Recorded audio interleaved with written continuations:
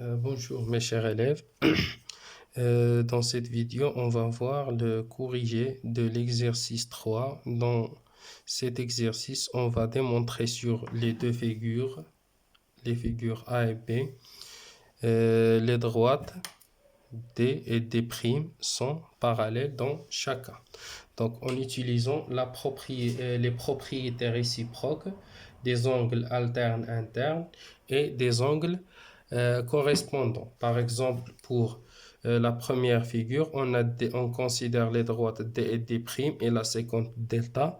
Les angles alpha, voilà cette lettre C, c'est une lettre grecque, se lit alpha et ça se lit bêta. Ces deux angles sont alternes internes, ils sont isométriques, donc les droites sont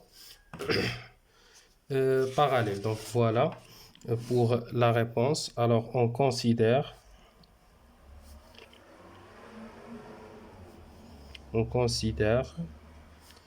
les droites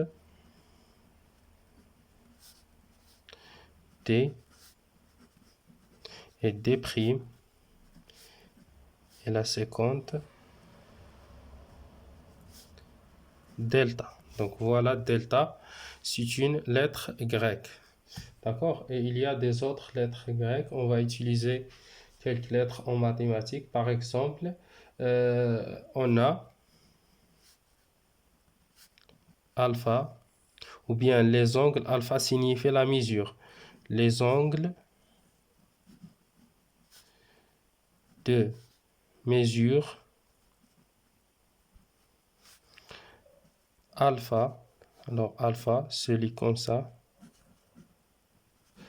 Et bêta sont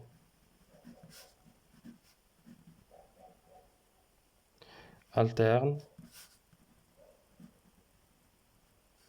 internes. Et puisque alors la mesure de l'angle alpha égale à 135 degrés et bêta égale à 135 degrés, alors alpha égale à bêta, voilà deux angles alternes internes isométriques, d'où les droites sont parallèles.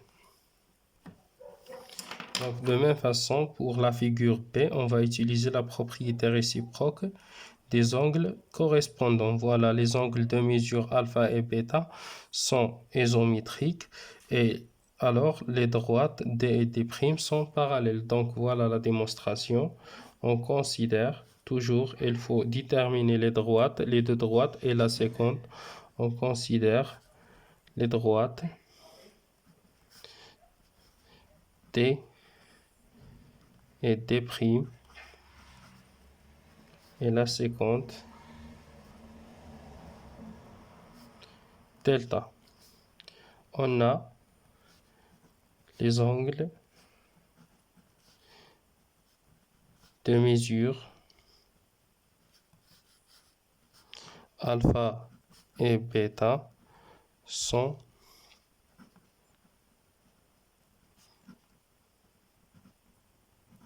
correspondants. Et puisque